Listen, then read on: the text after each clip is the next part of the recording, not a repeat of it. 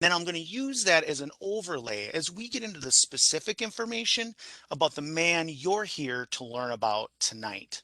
And then once we get through that data, I will go on into some additional resources as you're looking to apply this new information into your existing family and community safety planning efforts. And so really where I like to begin conversations like this is with what we all kind of know as communities and within our various groups and neighborhoods, right? And that is that individuals who engage in this type of harm, this type of conduct, sexual harm, they exist. And we all know this on that fundamental kind of base level of knowledge. And we also understand and know that because we know they exist, we know that they are present in and around all communities and that they're moving throughout our areas. But what really comes down to the biggest question that comes out of meetings like this is, what are we doing as agencies, state agencies, county agencies, city agencies, and so on, to address those individuals that we become aware of and have been entered into and run through our criminal justice and risk management systems? And so one of the first and probably primary components of the state's broader risk management system came online in the early 90s. And that is the state's registry, initially known as the Sex Offender Registry. Now, the registry was really born out of advocacy of the Jacob Wetterling family following the abduction of Jacob, where they and then later other advocacy groups like the Jacob Wetterling Foundation and other entities went around to local law enforcement and really asked the question, what more can we do to support you in your important policing work and initiatives? And law enforcement really resoundingly said, what we need is a system that collates all of our data. Because up until the registry, what was happening was law enforcement's information would be stored in-house and inevitably siloed in that agency's data systems, file cabinets and the like, and would be shared across departments or across agencies only after something had occurred. And so by collating all of this information into one central area, into the registry, we enabled law enforcement to proactively search through the entire database in a proactive way to effectively police and manage those that we've become aware of. And so you can see here from my PowerPoint slide that the registry collects and maintains a great deal of various information and data. Now, the law has structured that this data is private data, and so therefore is for law enforcement purposes only. And so law enforcement can utilize this to, again, kind of look through proactively and see what's going on in their communities. If they get a report of a suspicious person fitting a certain description, they can enter in the data into that registry and literally whittle down individuals of interest that they may want to go out and proactively see. So the registry maintains address information of those subject to it. That includes both their primary address and any secondary addresses that they may have. Think of places that they may frequent, like loved ones' homes, significant others' homes, vacation property at times, like the cabin or something along those lines. Any place where they stay with any level of frequency, they must make known to law enforcement. They must also make known to law enforcement their employment, and that's any employment. And if they operate a motor vehicle for that employer, that also must be made known to law enforcement as well. You can see they also have to notify law enforcement of any schools they're attending, and they must notify law enforcement of any vehicles that they themselves either use, own, or possess. So even the old broken down car on the side of the driveway must be known to law enforcement. Other components of the registry include scars, marks, tattoos, anything that might be identifying as far as those types of characteristics. They also must make sure law enforcement knows of any rental property they have, like storage lockers or storage units.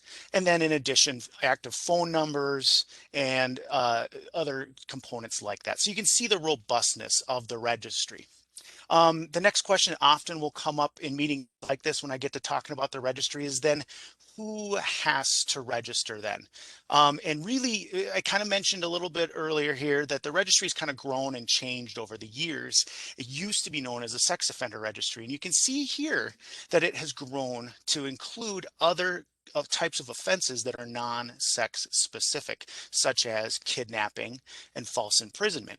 So when you're thinking about it as we go forward today in this conversation, a real kind of easy way to keep it straight in your mind with the name change going from the sex offender registry to the predatory offender registry is that all sex offenders, all registered sex offenders are considered predatory offenders, while not all predatory offenders are sex offenders. So just use that as a simple way to kind of keep it straight as we go forward.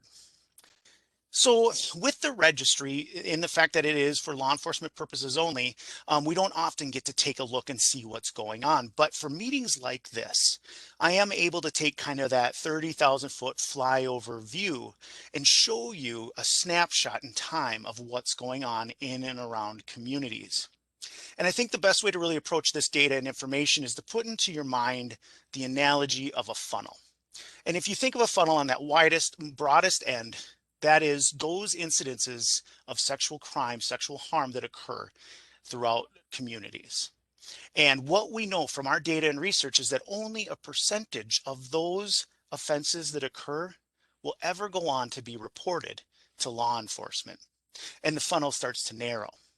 Now, of those that do get reported to law enforcement, we know from our data that only a percentage of those will go on to receive formal charges. And of those formally charged, we know that only a percentage of that group will go on to receive convictions and sentences. And again, you can see this narrowing occur. And of those sentenced, we know that only a portion, a percentage of that group will go on to cross the threshold of our prison system. And that's a unique component of this that we'll get into more detail on here coming up. But you can see that funnel continually narrowing. And so broad awareness is the name of the game. So you can see here as of the first of the year throughout the state of Minnesota, we had approximately 18,727 known registered predatory offenders in our state. That's all of them, from those with no risk level assigned, those of level 1, 2, or 3. And as of today, when I most recently ran these numbers, and a couple things, these numbers you got to remember are dynamic. They're constantly fluctuating and changing as these individuals do move around with some frequency. But you can see here from the snapshot I took today, there were 2,791 registered individuals. Again, that's all of them residing within Hennepin County. 151, that smaller number to the right, are those who are subject to broad public notification. So those level 3 individuals are those who have been civilly committed and are subject to broad notification. And so that's the group we get to talk about. You can see in Bloomington proper, and again, this is based on zip code, there was 151 registered individuals reporting Bloomington addresses.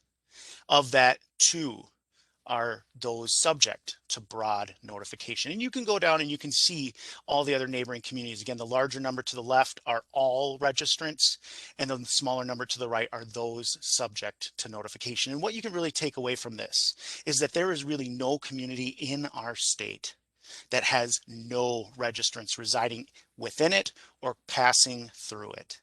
Because when they're awake and they're moving around for work purposes, family purposes, basic life necessities, they're driving and crossing boundaries and borders all the time. And so that, again, is where that broad awareness becomes just so critical and important. Another component of the state's broader risk management system that I want to share with you tonight as you're thinking about all this information is the Community Notification Act. Now you'll see that started up in 1997, so a number of years later following the registry, and is really founded on the knowledge and understanding from our vast research that a well-informed community is in fact a safer community, as you heard the chief say. And that is from some studies that we conducted right here in Minnesota. And I'll share some more information on those as we go forward. But because the Community Notification Act is the reason we're here and able to share this important information with you tonight, it's worth going in a little more detail about how that works. So you may recall from my earlier slide with all the numbers, I said there are those registered individuals who have no risk level assigned. And you may have wondered, well, how is that possible?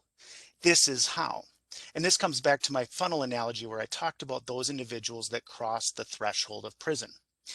The way our laws are structured and set is that only those registered individuals that cross the threshold of a state prison, any prison in Minnesota or throughout the United States, to include U.S. territories, federal prisons, military prisons, and again, like I mentioned, those individuals who've been civilly committed as for sex offending conduct or behavior. They are the groups that are subject to risk level assessment and assignment.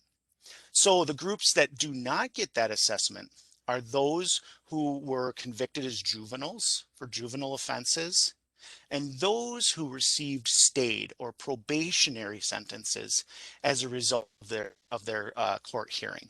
And so for those that the court finds them guilty and either stays the imposition or execution of their sentence, saying you may remain in the community under these terms and conditions on probation, those individuals are not subject to a risk level assessment. So for those that do cross the threshold, the question often becomes, well, then who does what? And so you can see here that it's really broken into two distinct roles and parts. The Department of Corrections is tasked with the assessment of and assignment of the risk level. And then the handoff goes to law enforcement to disseminate the information within the scope of the level assigned. And so the way that the Department of Corrections assesses and assigns that risk level is through the End of Confinement Review Committee, or the ECRC. And the way this committee is structured is that 90 days prior to the individual's release from prison, the committee will convene and will review a dossier of information. This information is collected from the moment this person crosses that threshold into prison to serve their sentence. They collect all the data available from index reports from law enforcement, treatment summaries from treatment providers, any collateral context that they can attain from witnesses or anyone that may have interacted with the individual that committed the crime, all the available data that might be out there. They collate that information, put it together, and hand it over to our psychiatrists or psychologists, who then review that information and then conduct a forensic interview with the registrant. And they use all of that information and run it through our state risk assessment tool known as the MinSOST, or the Minnesota Sex Offender Screening Tool. Now, this tool is important to understand a little bit because it really formulates how risk is assessed and assigned. So the MinSOST is informed and established on two significant research studies conducted here in our state. The first study began in the early 90s when these laws first started coming online, and initially concluded in the early 2000s, so over a decade of time, where they followed over 3,166 known adult sex offenders into the community over that period of time and marked their successes and their failures. And that data was then collated and run through the rigors of the scientific review process to create the normed risk assessment tool that is the MinSOST. So when I speak today about leveled individuals, and I say level 1, 2, or 3, know that I am speaking specifically to those peers from that research study. So when I say an individual is a level 1, what I'm saying is they possess a lower amount of known predictive risk factors as compared to that peer group. A level 2 has a moderate amount of those predictive risk factors, and a level 3 has a higher amount of those risk factors that are known. A couple things to remember about risk assessment tools is while they are valuable in the implementation of mitigation tactics and techniques that are utilized through the corrections systems and law enforcement, the one thing they cannot do is predict the future. And also bear in mind that risk is dynamic. Risk is fluctuating and changing. A level 1 designee today, if they are not engaging in the type of conduct and behavior we know to support a healthy lifestyle, and they are re-entering back into old patterns of problem behavior, they may find that their level is reassessed and goes up. Just as a level 3 today may find over a period of years of good, quiet living, adherence to those expectations, they may find that their risk level is reassessed and brought down. So just keep that in mind as we go forward today. Now, once that level is assessed and assigned, the handoff then goes to our partners in law enforcement. And law enforcement, like I said, will provide notification within the scope of the level assigned. So for those level 1 individuals, law enforcement will provide notification to other law enforcement or correctional agencies as they determine they need to inform.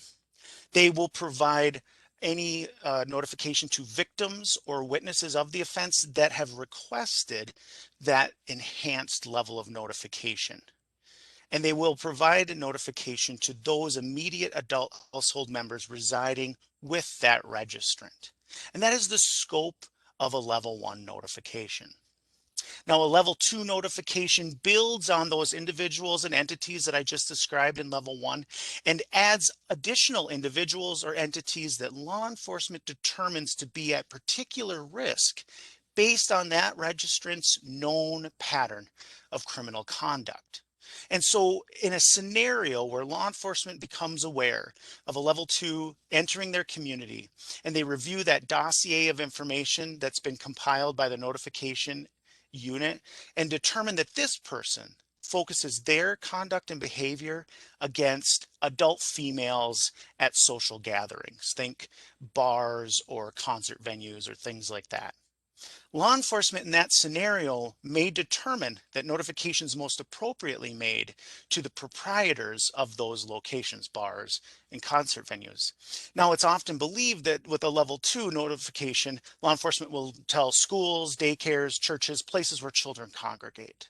And while that very well may be true, you can see from that scenario, it may not always be the case. Now, on the flip side, with a level 2 notification, if law enforcement's become aware of a level 2 coming into the community and they determine through their review of that information that this person focuses their conduct and behavior against unaccompanied minors.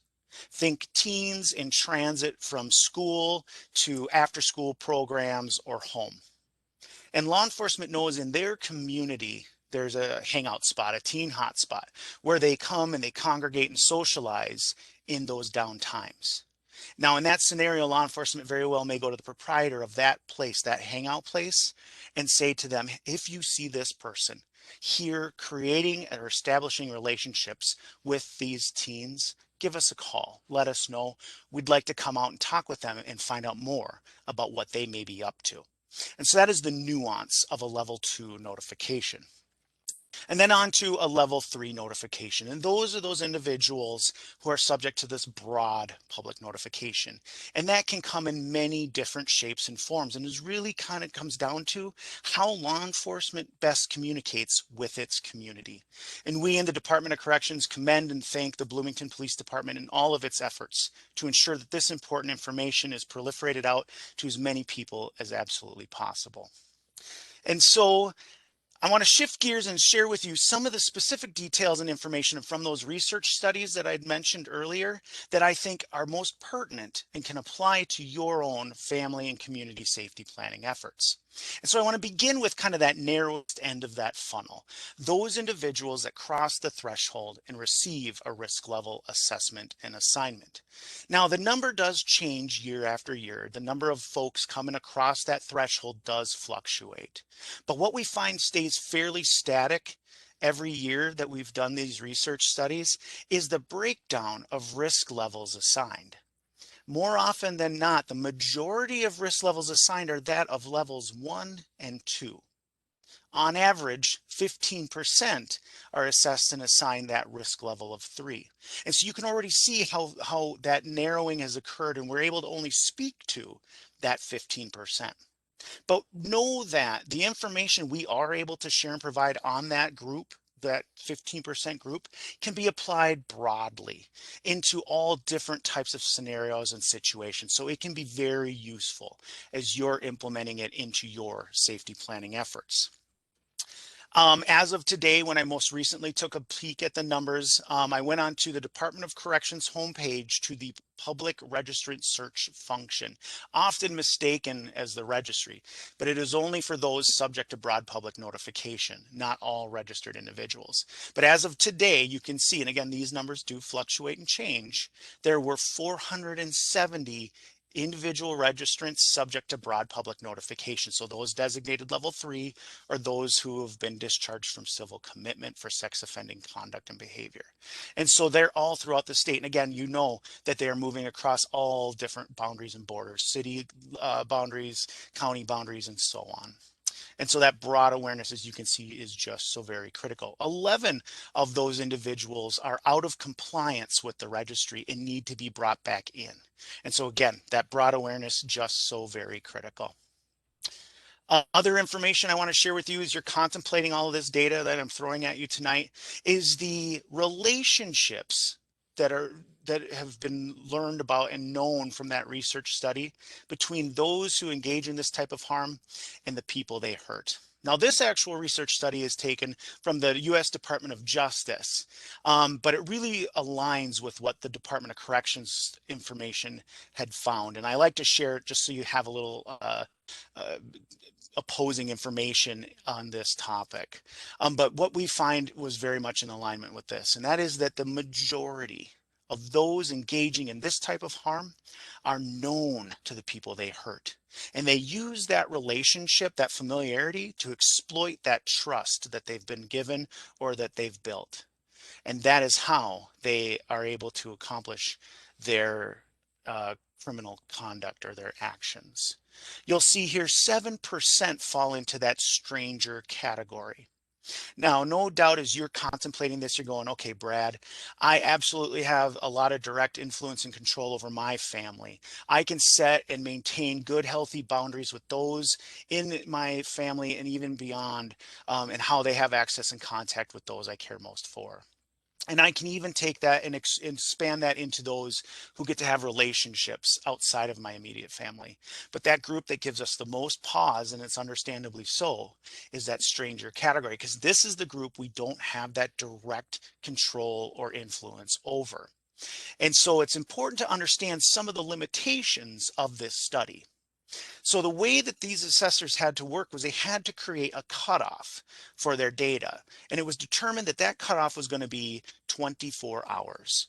If they could not determine that an offender and a victim knew each other for 24 hours or greater, they would go into that stranger category. So inevitably what you would get is scenarios like this, where say two teens meet up at a house party and they're there with their friends and all these other kids, and the night's going the way that it is going. And they leave the group to a more isolated location, whether it's in the house or outside of the house. And once in that isolated location, the night takes an awful turn. Now that would fall into the stranger category. But what we tend to think of more as parents and loved ones and community members when we think about strangers is that person lurking just outside of our awareness, just beyond our consciousness with ill intent, who's out there looking to hurt somebody. Now that group falls into a much smaller percentage of about 3%. Now that is cold comfort. I am very well aware. But as you're thinking about how to apply your finite resources, both in your own families and communities, please know that we do not want you focusing every bit of your energy on that 3% group. We need you to have that awareness broad, because we know the more likely scenario will involve that relationship component and a manipulation of that trust that has been gained and earned. Other data that I want to share with you when it comes to the information from that study. And again, the second part of that study concluded in 2012, and you'll see that's where this is here, where we followed over another 2,000 registered individuals into the community for a 4-year period that wrapped up in 2012. So over 5,000 sex offenders studied and reviewed in Minnesota alone, a very robust study. And you can see here the age breakdowns. And at first blush, you'll go, okay, it's broken into thirds. But then very quickly, you're going to look at those ages on the side, and you're going to see that 2/3 of this group are children. And then you're going to look even more closely, and you're going to see that narrowest age range up there is 13 to 17. And that constitutes 33% of those harmed. That's 9% of the population and is worth unpacking a little bit further. So what is going on here? Well, we know from our work and our collaboration with victim advocacy groups throughout the state that those children from birth all the way up into those early preteen years are still very much under the watchful care and guidance of their parents and trusted adult support networks. But when they get into those critical teen years, they start to develop and form their own autonomy. And this is the very thing we as communities and society want. And our children deserve every bit of that. But inevitably, this is what lends them to become vulnerable. Because now they are formulating those relationships outside of that watchful gaze of that trusted adult support network. And so the old model and how we used to approach this as parents and support people in children's lives was the talk, where we would pull our teen aside at that critical age and we would remove the veil just enough, just to show them that the world is not as safe as it had been made to be for them when they were younger. Now, what we found from that model was that we'd really kind of get one of two distinct reactions from our kids. Either the first would be they'd just rebuke the information, mom, dad, grandpa, grandma, you're overreacting. My friends are good people, they're safe, they won't hurt me. Or you'd get the other side, where the information they received was so jarring that they could no longer see themselves engaging in those activities they'd come to know and love, and they would withdraw from their community. Neither of those reactions are what we want. We know that scared kids do not equal safe kids.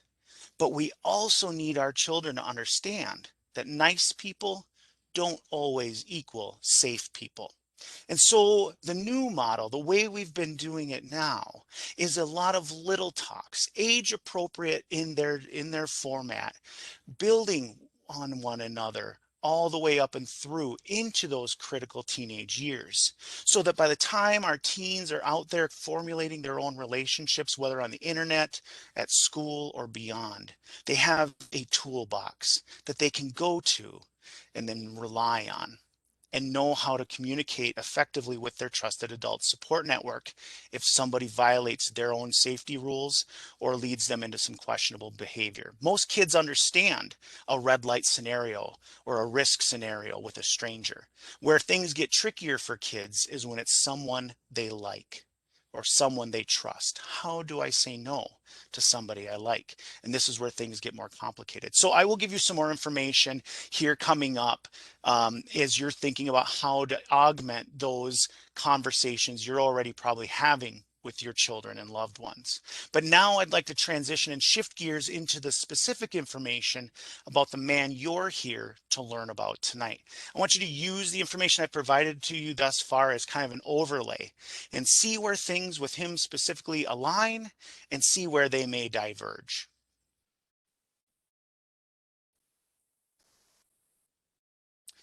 This is Rafiq Muhaymin, also known as Ivory Mosby. First, let me speak to photographs. Photographs are updated on average of annually, or should the subject significantly change their appearance so that they no longer look like the current photograph that's before you. If you were to see this man out in the community and see that he no longer looks like this, certainly do contact law enforcement or his supervision agent, and they will obtain updated photos and get those onto the registry. And once they're there, I can grab them and put them up onto that public registrant search so that you always have an accurate photographic depiction of him for as long as he is subject to the registry.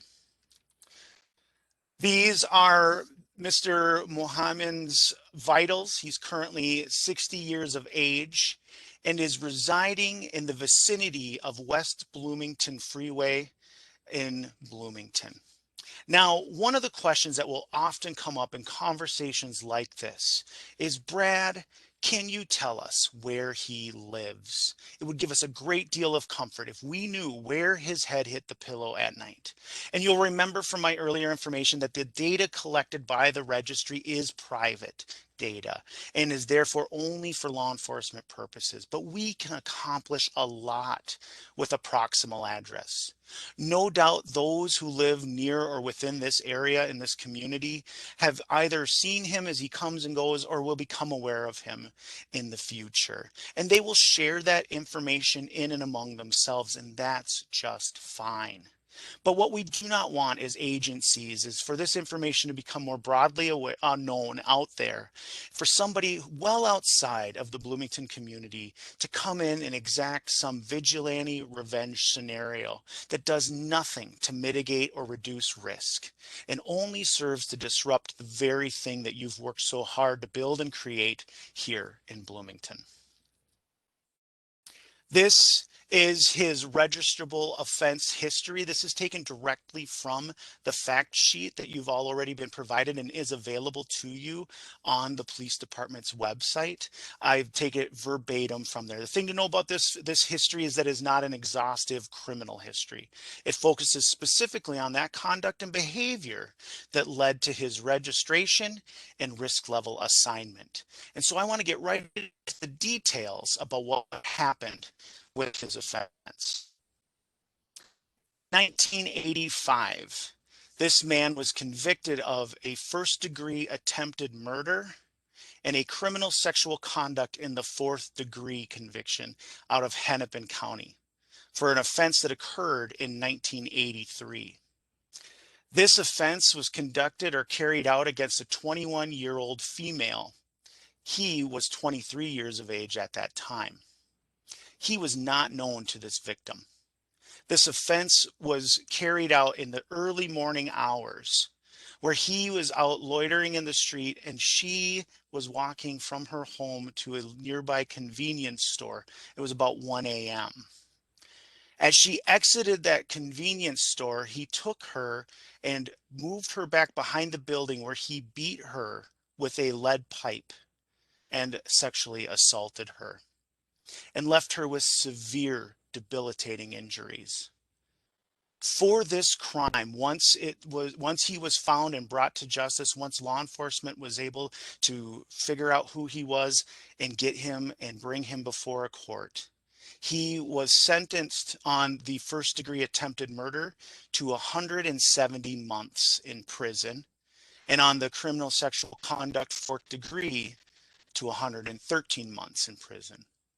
Now, often when sharing this information, one of the questions that will come to me is, Brad, why is it that those who engage in this type of harm that shocks the conscience, how is it that they are allowed to re-enter our community?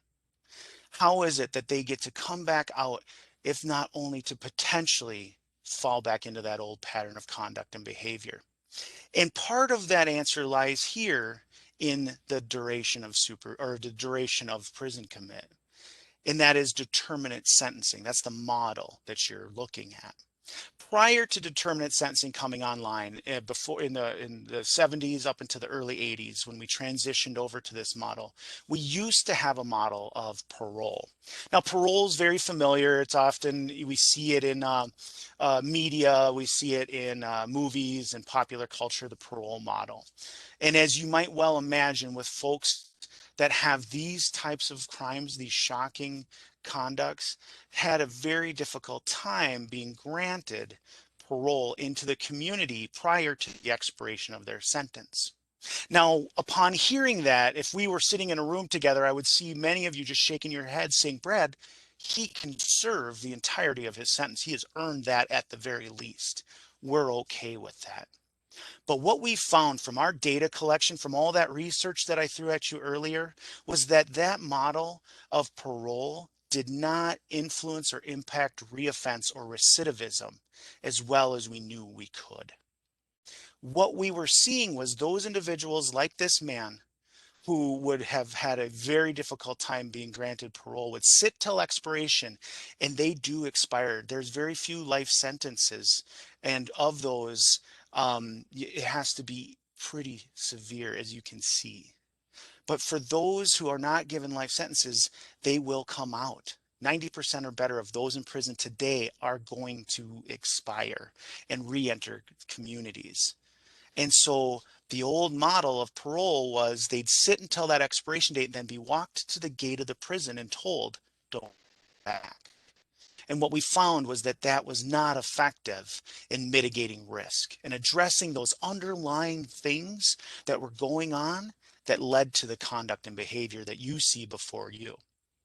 So with determinate sentencing, what we've done is we've split that prison sentence into thirds.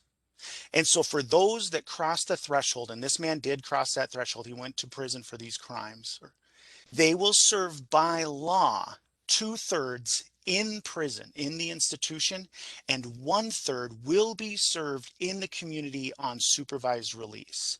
This is mandated in the legislative statute. No law enforcement agency, no court, no judge gets to determine that. No one approves or denies it. It is a mandate by law. And so with this crime, the larger of the two sentences, they were ran concurrently. So 170 months in prison, 1/3 out on supervised release in the community, under the watchful eyes of both law enforcement and corrections or supervised release agents, working with these individuals on the back end to ensure that they're implementing the skills and tools that they've learned while they were in the institution receiving treatment, therapy, counseling, and the like, so that we can ensure that when they do expire and come off supervision, that they've internalized and adapted those skills into a lifetime of quiet living. That's the goal. And that is how we have effectively, over the time that determinate sentencing has been implemented, reduced recidivism to a much, much lower amount. So his prison chronology breaks down like this. He entered prison in February of 1985 following his conviction of the attempted murder and the Crimsex 4. And he remained in prison up until 1993 at that 2/3 mark. For my number crunchers, just know that there is also credit for any time served prior to sentencing. And so he comes out on a supervised release in 1993. So at this point, the registry is active. You'll recall that came online in 91, but there still is no community notification. That didn't come online until 97. So there was no risk assessment done and no risk level assigned. So he comes out on the registry to supervision, and you can see here in November 3rd of 94, he was revoked for new criminal conduct. At that time, it was alleged criminal conduct. That's a violation of his conditions of release. So he's retaken into the facility while he's awaiting his court hearing for that new crime. You can see here that crime was possession of ammunition. In 1995, he was federally indicted for that crime. So he received a new conviction, federal at this level, for non-sex crime. And then after he expired, because he stayed in prison up until expiration now of that full sentence, and at expiration, instead of walking out the front door, he went into federal custody. And he began to serve his federal time for that possession of ammunition conviction. And he remained in federal custody all the way up until he was released onto their supervision into the community on January 12th of 2010. So now in 2010, we have very much enacted and started using the end of confinement review committee. That came online in 97. So he is now subject to that risk level assessment and assignment. And so prior to his release from federal custody, the End of Confinement Review Committee convened and reviewed all of the data and material available on him and determined that he scored in that higher risk category, high risk, high need, and was assigned that level 3. And then he entered Minnesota again on 5 years of federal parole from their system. So he's since expired from his federal time and is under local supervision now for, again, a non-sex related crime. He is working with on probation. So if you recall back to when I spoke about those who have a sentence, a conviction from the court, but they stay the either imposition or execution of that crime, they place them onto probation. So he is currently on probation with Hennepin County until February 7th of next year. He is subject to the registry as a predatory offender at this point until February 6th of 2029. Now, the registry requires a minimum of 10 years. And if the individual is on supervision for a longer period of time, that registration requirement extends to meet that expiration time. If they go into custody again for a new charge or a new crime, a new conviction, like the federal one, that time is restarted with additional time added on the back end. And this is how you have this new date of expiration. So should he continue to live a quiet life and stay out of trouble, he will expire from the registry in 2029 and will come off of public notification at that time. Like I'd mentioned, he is currently under local supervision with the Hennepin County Community Corrections and Rehabilitation Department. His direct agent is Latanya Reeves. I have her number up here in case you have any specific questions to his supervision. Certainly reach out to her. She's a tremendous resource in your community and will assist you with any questions you may have. But as you're thinking about resources, as you're thinking about all the information I've thrown at you, I want you to remember your best and most direct resource is your local law enforcement. These folks have been dealing with this population, as you can see, for a long time, and they are good at what they do. If you see this man engaging in any type of conduct that raises the hair on the back of your neck or gives you concern for somebody else's safety or well-being, call 911. But as your awareness has been broadened even further, if you see anyone engaging in conduct that just doesn't seem right, I want you to be reaching out to law enforcement. Because you know, as you saw from those numbers earlier on in my presentation, there's a lot more than just the folks we get to talk about. We get to talk about 2 individuals in Bloomington, but know that your law enforcement partners have knowledge of far more. And so the information you may be providing them could assist them in their policing initiatives and efforts. It takes all of us. You, the community, are a critical part of that risk management system. If you have questions just about how the PD initiates its local policing initiatives with this unique population, certainly contact their non-emergency number. They'll be happy to assist you and answer your questions. Other resources I want to share with you tonight, if you're contemplating all of this, is the Jacob Wetterling Resource Center. If you think back to my information in my slide about the age breakdowns of those harmed, and we're thinking about family safety planning and how you want to speak to your children in that age appropriate way, this is one of the best resources the state has to offer. Make them a cornerstone of the information that you'll continue to gain and implement. They come out and do community talks. They'll talk to parent groups. They'll talk to church groups, community associations. They'll even come out and do workshops for kids. Do reach out and connect with them. They're just tremendous resource and subject matter experts. Other information I want to make sure you have in front of you tonight is your local victim services provider. Now, inevitably, with conversations like this, going into this very difficult topic, no matter how hard we try, knowing what we know is the odds that somebody here tonight attending this meeting or viewing it later in its recorded format will have either been directly impacted by this type of harm or have supported somebody who has been impacted. And conversations like this have a way of just opening up all of those old wounds. If you find that this information has triggered you, has opened up some of that old stuff that you may have thought was gone or dealt with, I want you to know who to reach out to. They are here to support and assist you, and you deserve every bit of that support. So please do reach out and utilize them.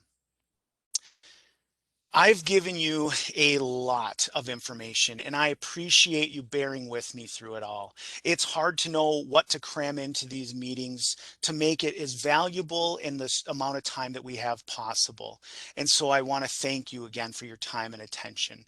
But if you take nothing else away from all the information I've thrown at you tonight, please let it be this, that from what we know, from our data and research, and we know a lot, we know that 90% of those who have engaged in this type of harm, once they come through that full array of the risk management system the state has put together, they do not go on to reoffend in a same or similar fashion in a sexual manner.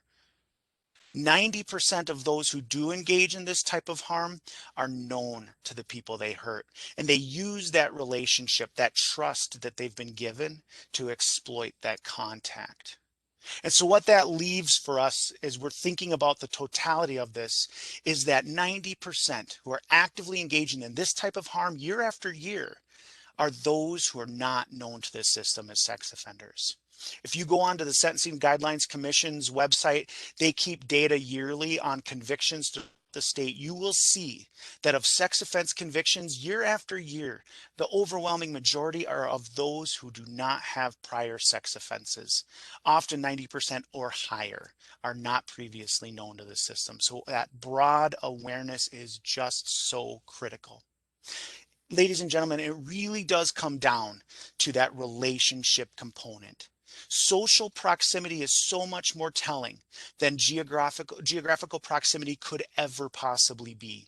Where these individuals' heads hit the pillow at night is where their risk is at its lowest. It's where they're spending their waking hours, and we know that they can be moving around through communities with some frequency when they're awake. This is where we need our awareness at its highest. I don't want anxiety high. I want awareness high.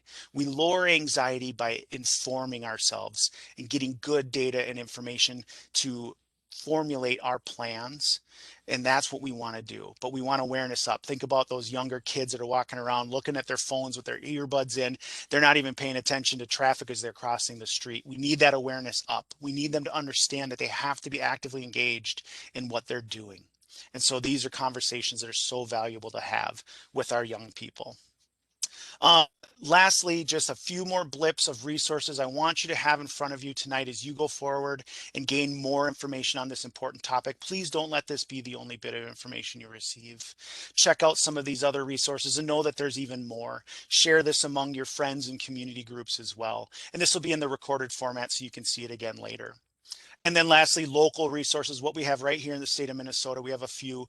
The Bureau of Criminal Apprehension, they maintain that registry, which is for law enforcement, but they also have a criminal history search function on their website where you or anybody can go in there and search a criminal history. All you need is a person's first name, last name, and date of birth.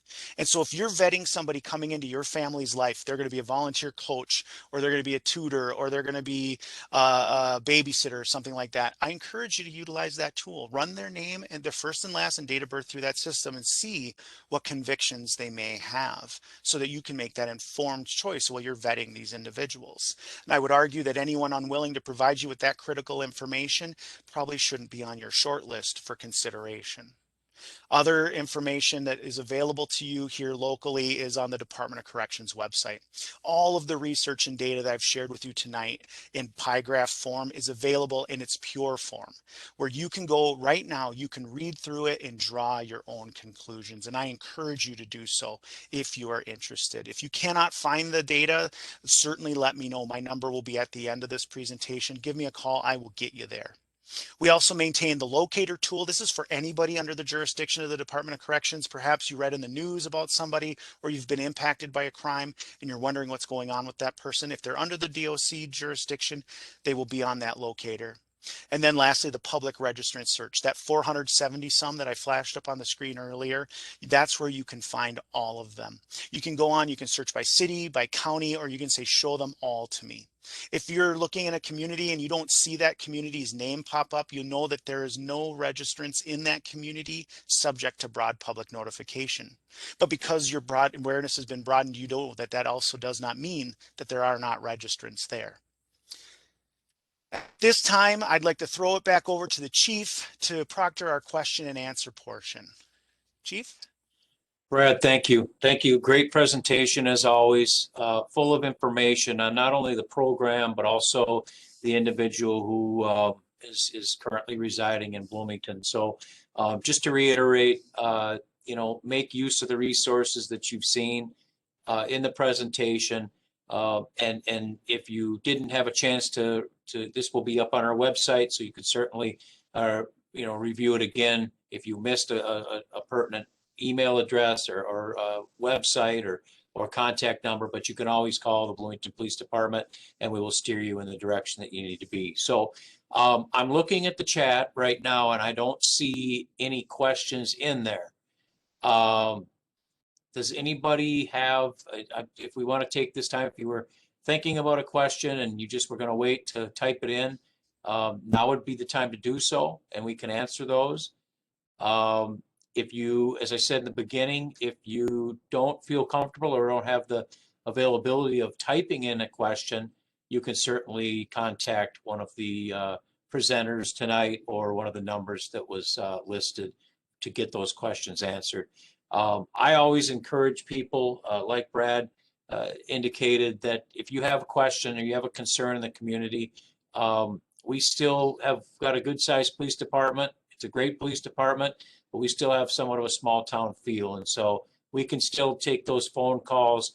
We can still give you real one-on-one service. We can come out and even meet in a COVID socially distanced manner. But what we think is really important is to have the information in the hands of the community.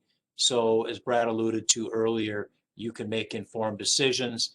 You're not living in this fear. And but you're also kind of keeping your eye out and keeping things in check, not only with this individual, but other people that may be in the neighborhood and up to no good. So again, I'm not seeing any questions. If there is anybody that would like to, please type in now. If not, I'll give it another minute. And if Commander Bitney, do you have anything you want to add? I know you're on the call. Thank you, Chief. The only thing I would reiterate again is if you reach out, and again, if there's anyone on a phone line that can't see those numbers, just the generic number of the police department, 952-563-4900. Once again, 952-563-4900. And just indicate that you have a question regarding this meeting, and they will direct you to someone who can answer whatever questions that you may have. Again, the goal is to make sure you feel that you have all the information you need. So please do not hesitate to reach out if you have anything. That's it. Thank you, Chief.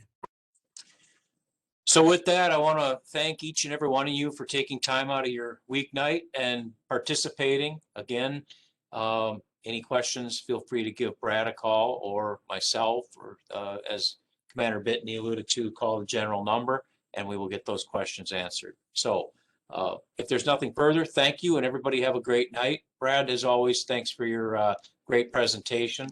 We appreciate it and we will talk to you soon. Thank you, everybody. Thank you very much.